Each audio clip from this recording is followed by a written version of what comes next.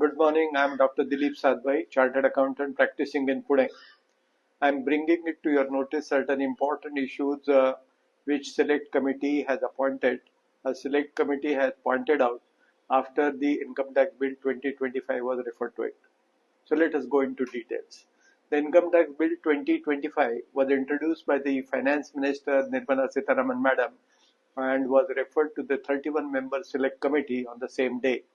However, upon examining the new draft, the panel raised concerns regarding definitions, drafting inconsistencies, ambiguities, expressing the view that these issues could cause difficulties for both taxpayers and administrators.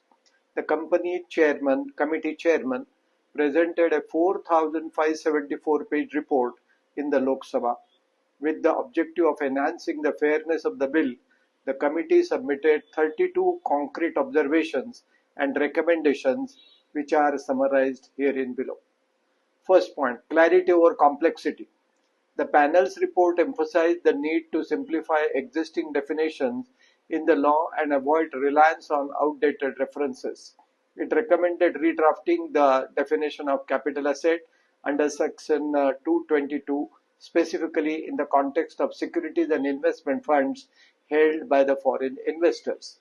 Similarly, the definition of infrastructure capital company was flagged as overly complex and dependent on references from the repealed Income Tax Act of 1961, likely to be repealed.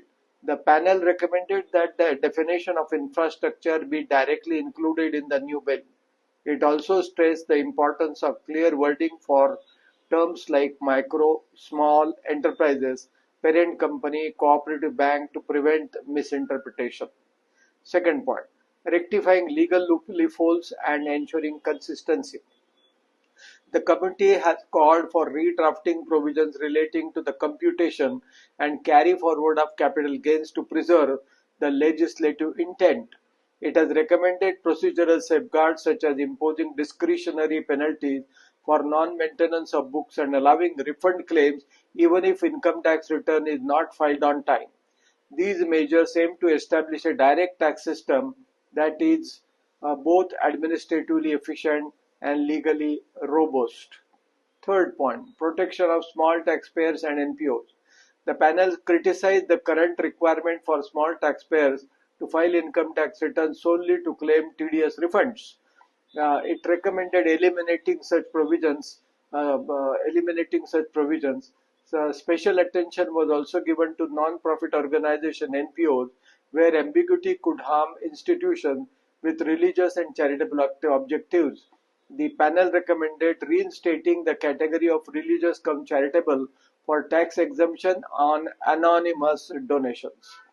In line with the principle of taxing actual income, it suggested using the term income and amount received from determining tax liability. It also proposed to restoring the concept of deemed application and retaining the idea of presumed application of income. Furthermore, the panel advocated for 1. Inclusion of professionals under the electronic payment norms, 2. Laying down qualification criteria for tax assessors, and 3. Reintroducing GAR, General Anti-Avoidance Rules, provisions to ensure contextual fairness, especially crucial for institutions where there is a delay in the application of income which had been omitted from the draft. Last point, making deductions more transparent. The recommendations focus on improving the fairness of income computation and deduction. It should be explicitly stated in section 22, which deals with the income from house property, that the standard 30% deduction should be applied after deducting municipal taxes. The panel has also recommended the allowing of deduction for pre-construction interest not only for self-occupied but also for properties given on lease. Other deductions requiring greater clarity include those related to scientific research, where the committee has urged for redrafting the specific when approval is required. Similarly, in the case of employer contributions to pension scheme, the absence of phrase by such person has been pointed out as a potential source of dispute.